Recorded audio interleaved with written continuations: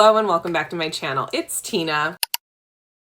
And today we are talking about the books that were sent to me in the month of March. This is an incredible stack, and I see actually now that there are duplicates, so I don't know how that happened, but I want to go through these books that I was sent in this last month. There are a couple that I bought, but by and large, these are ones that were sent to me by the publisher. So thank you very much to my publisher partners for sending these over. At this point, I now have 3 copies of Katy Hayes' Saltwater, so I better read this soon. But first, I want to thank Valentine so very much for sending over this incredible PR box. I have never received a box like this from a publisher, and I was shook when they sent it. It also had Drunk Elephant moisturizer, and if you know me, you know that I'm on a no buy or a low buy for 2025. So the fact that they sent us this nice moisturizer, I was delighted, needless to say. So this is the book. It is Saltwater, and this one actually comes out tomorrow as I'm recording this, so March 25th. So you're probably seeing this. It's already out. I think this one sounds good. It is a thriller, as you might have guessed by the cover, and it's also a cold case. So it's about the Lingate family who have a ton of money, but they've always had this sort of kind of black mark to their name because they were connected with this murder years ago, but they refused to be cowed and they refused to not go back to their vacation home. So each year they show up in Capri to kind of show that they did not have anything to do with this woman's death. However, this year when they come to the villa, they're finding a surprise. It is the necklace that Sarah was wearing the night she died. From what I understand, this is kind of a locked room mystery in which not everyone will make it out alive. I don't know about you, but to me that sounds incredible. I also have 2 more copies of these, so I'm going to be putting those in my local little free libraries, which I love to do. Now, next are 2 that I had sent to me from Book Girls Club. My book club in person got chosen as one of their ambassador book clubs for the year, and they are so generous with the book mail that they send out. But the first one that they sent us is this one, The Hidden Life of Cecily Larson. This is actually one of the ones that we chose as a group, and then this one they sent to all their book clubs. But for this one, it's historical fiction, and I think it sounds so good. I also love a sprayed edge personally. This one has dual timeline, 1924 and 2015, and it's sort of this historical fiction story about the circus. And in 1924, 4-year-old Cecily Larson's mother dropped her off at an orphanage in Chicago, promising to be back, and she never returns. And so she joins the traveling circus and has some found family there.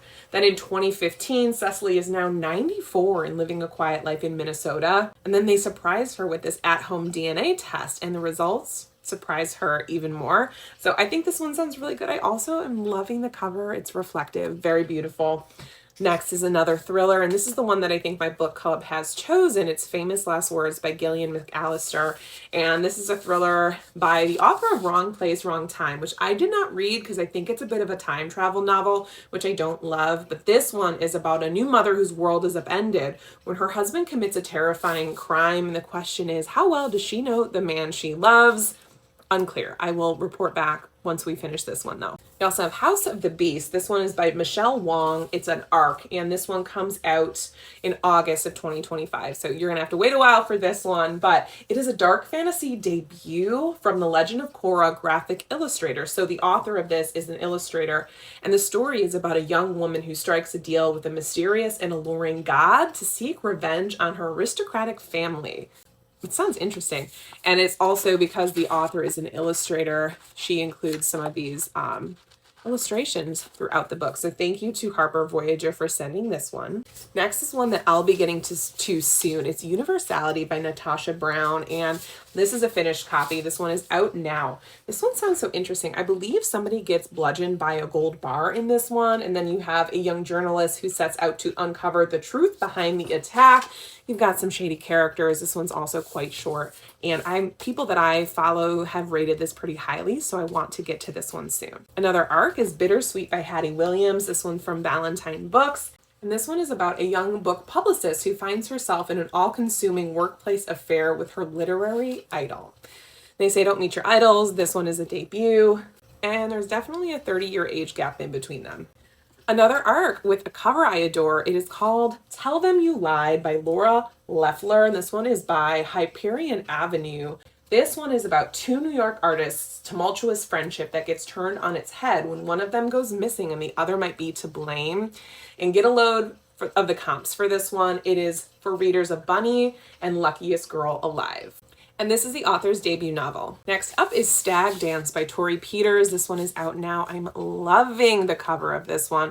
It is a short story collection, and Tori Peters is the author of Detransition Baby. And in this one, Stag Dance is the titular novel, and in it, a group of restless lumberjacks who are working on an illegal logging outfit plan a dance that some of them will volunteer to attend as women. So I think this one's going to be interesting and certainly going to be unique. Oh my gosh, speaking of covers, I love Hot Air by Marcy Dermansky. This one is out now. It came out in March. I have to read this ASAP.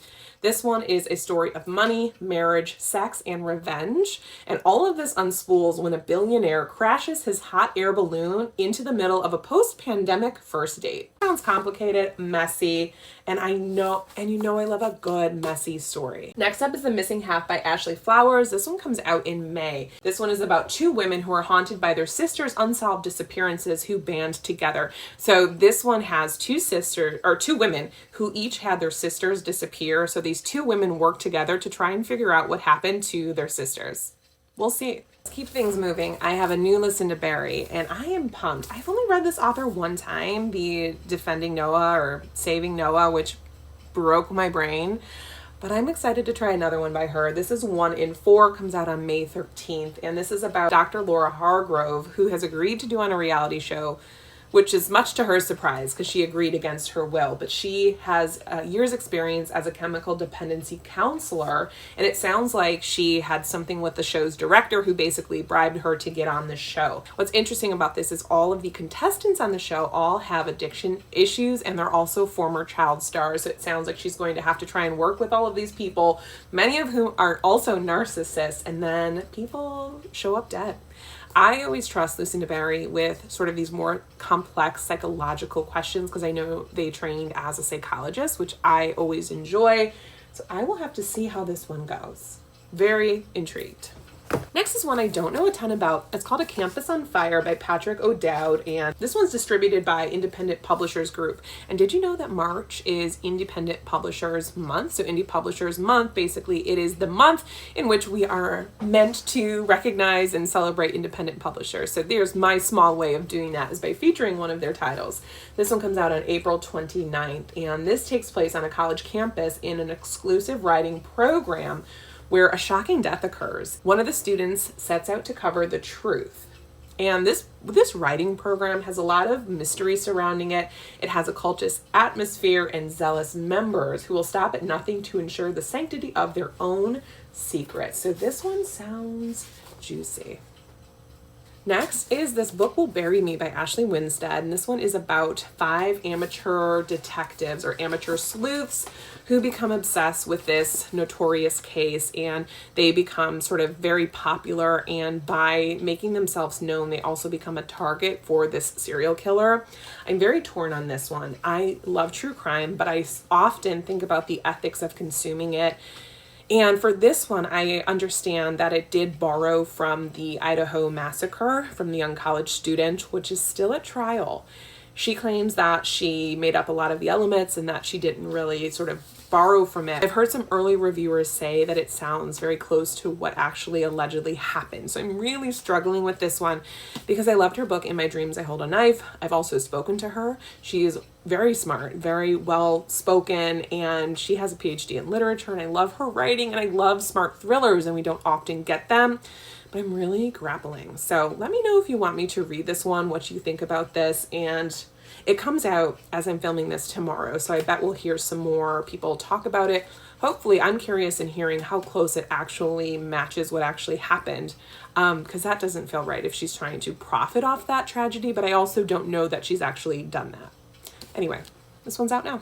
Cover Story by Celia Lasky. This one I think sounds so incredible. It is about a publicist who has been tasked with keeping her gay starlet in the closet, and she falls in love with her herself. And so it becomes very complicated. I love this author's book. So happy for you. She is so funny and sharp, and I think this one's going to be a really good time. I also like books set in Hollywood, and it looks like there's the Eiffel Tower here. They're going to be doing a bit of traveling, so curious to see how I find this. Now, this one I didn't get this last month. month, but it is out this week. It's called Elfie by Gregory Maguire, and this one is an origin story for Elphaba. It's a prequel to the Wicked series that the movie was based on, but this one is a brand new story, and it's about her younger days and how she came to be the Wicked Witch of the West.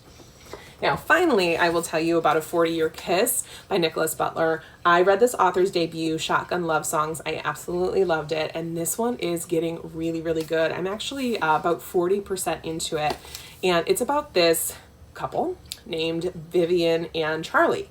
And they're not any old couple. They used to be married. So 40 years ago, they were married. They got a divorce. It was not an amicable divorce. And so they have not been in touch in 40 years. But then Charlie comes back to Wisconsin and tells her that he is still thinking of her and he basically wants her back. And so this book so far is about him trying to win her over. She has a secret, though, that he doesn't know about, and it's going to come to a head soon. I'm almost nervous to finish this one because I'm enjoying it so much, and I'm going to be really sad if these two don't get their happily ever after. One that I bought for myself from Pango Books is The Haunting of Hill House by Shirley Jackson. I've never read this author. No, I have read this author, and I did not like We've Always Lived in the Castle, but I have not read this one, and I got it because, one, Hannah was raving about these Pango sort of classics, and I can agree. I can see why you'd like to see these on your shelves. But two, she said this is a book that actually genuinely creeped her out, and she rereads it often. So I thought it would be really fun to read it. I think I'm going to read it this fall. I mean, honestly, of course, the cover is perfect. Picture this. It's September. The leaves are blazing orange. There's a light, crisp, cool fall air, and you're like reading this, maybe having a hot cocoa or a hot apple cider. I think that sounds wonderful. So I'm going to save this one for fall. The next are two that I purchased for myself. These were my book of the month picks. It is The Lion Women of Tehran, and I got this because the Lolly was selected and they picked God of the Woods, which I have not read, but I do have a copy of. So they also allow you to pick one of the other finalists. And look at the back of this. I think that is just so flippin' cool. It says The Lolly Finalist 2024. And I love the cover of this book. Anyway, this is historical fiction, and I have not read this author, even though I know a lot of people love them. It is from the author of The Stationery Shop, and it's a heartfelt, epic new novel of friendship, betrayal, and redemption set against three transformative decades in Tehran, Iran. And it's set in 1950s, and it's about these two young women who come of age and pursue their own goals. I heard nothing but good things about this one. Obviously, it was nominated for an award, but I am excited to try it. I also got another book called Liquid by Miriam Ramani, and this one, if I'm not mistaken, also takes place in part in Tehran. Yes, I'm correct.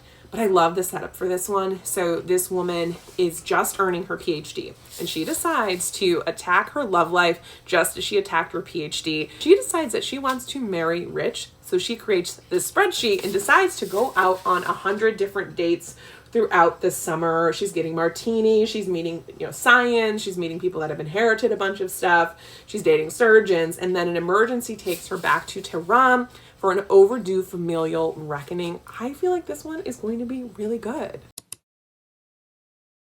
Next is one the author sent to me directly, so thank you to Nick Fuller-Guggens for sending this. It's his book that comes out in August. It's called The Frequency of Living Things, and I really enjoyed this author's last book, The Great Transition. If you like post-apocalyptic and family stories, you should get your hands on that one. This one is another story of family, and it's about sisterhood, addiction, sacrifice, and the impossible choices of love. If there's one thing I know about this author, it's that he can write the heck out of a family story. So I am curious to see how all of this comes together. Another book that was sent to me from the author is What Kind of Paradise by Janelle Brown. This one comes out on June 10th. I love this cover, and it's about a young woman who grew up in Montana, and it takes place in the mid-1990s. And Jane has lived a very isolated life. She lives with her father, and they sort of have cut themselves off from civilization, and he teaches her instead of her going to school, all of those things. But then she becomes a teenager and starts to push against the boundaries that her father had set, and she realizes that she has become an accomplice to a horrific crime. So she flees to San Francisco and basically wants to find herself. Those are all of the books that I added to my bookshelves in the month of March. This has been an embarrassment of riches, quite honestly. I'm not sure how I'm going to get to all of these, but I'm sure going to try. If there are any of these that you are wanting to hear me talk about soon, let me know in the comments because I'd be happy to oblige. But as always, thank you so much for being here. I really appreciate it. Thank you for watching, and I will see you in my next video. Bye.